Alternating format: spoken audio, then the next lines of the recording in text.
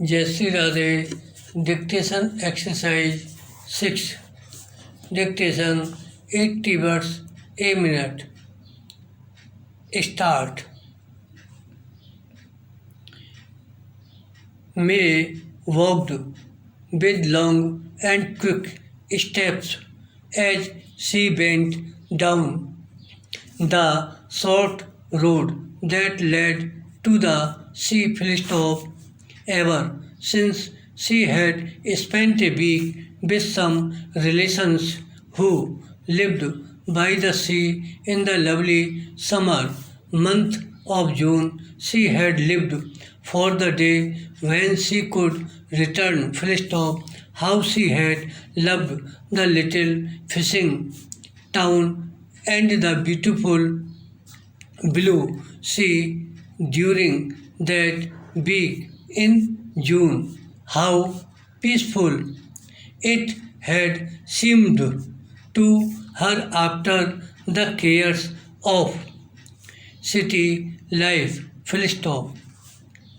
The sea to the limits of the eye had been deep blue, and the water met the land with such a peaceful touch that one hardly heard its sound. The ships at rest a little way out seemed not to move, and the wild sails of the little ones nearer to the land were still. And that was her memory of it all. Stillness and peace, blue and white. Para. May remembered also the houses of the people who lived there. Their little houses so near together that they seemed it place almost to touch one another. Surely a hand held out from one of those small upper windows could meet the hand held out from the window on the other side of that little road. Although it was not really a road, she thought. A road should be reasonably wide, and the houses should be set well back, and there should be room for motor cars to pass along it. There should be room for people to pass each other without moving to one side or the other. No, she could not really call it a road, but it was certainly a place where people lived. Some of them, like her relations, had lived there all their lives. Never had they heard the call of the cities of their own country, and still less had the voice of other countries overseas called to them.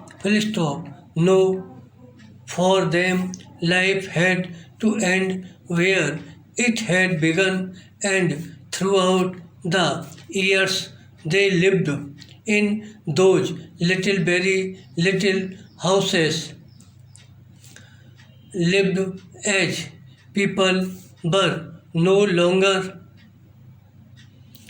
thought to live in this wonderful land of our, with its wide streets and modern houses and health services and picture houses. Para. May had seen the little fishing town and had loved it, full stop. The call of the sea must be in my heart, she thought as she walked once again on the hard city streets where she worked. Full stop. Of course, she told her friend all about it. Full stop. Her friend worked in the same office and until they then they had generally seen eye to eye about the details of life. Full stop. That had been before May went to her relations at the sea for a week. Full stop. She had returned quite changed. Full stop. From then on, her own thought had been to save enough money to take another week with them in the little house in the little fishing town by the sea. Full stop. Of course, the place was about as far away as it could be from where she lived, and it meant going without quite a few other things. If May was to get the money together, full stop. But she had done it, and now, in the depth of winter, she walked down the road that led to the sea. Full stop. She found that the blue sea of summer had changed, and the water was now almost without color. Full stop.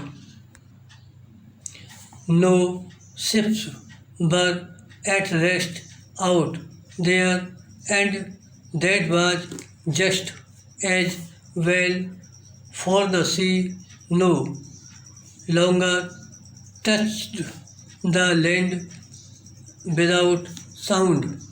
Full stop. It threw itself with fearful force upon the stones and headlands, and the sound of its breaking would have overpowered any other sound had there been any. Full stop. But there were no other sounds, for the town itself was resting. Full stop.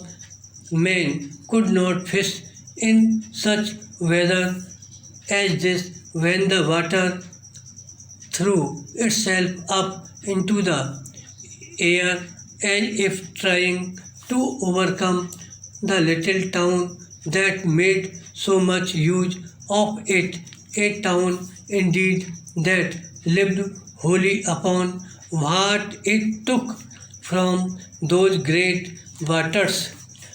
Para, oh, May cried as she held her body hard against the forces of nature. Full stop. Oh, how wonderful, how truly wonderful.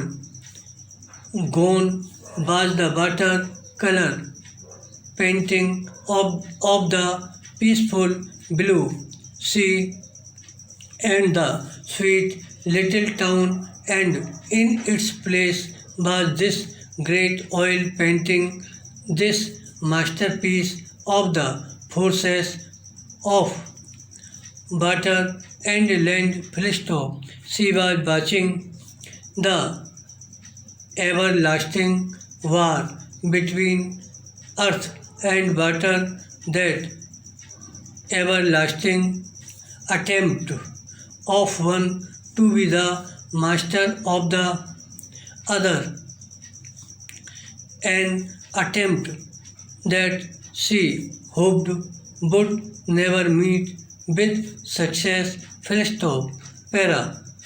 And she loved the sea and the land and the little town more than ever, and she would willingly have spent the rest of her life there by the beautiful and the peaceful sea. Full stop.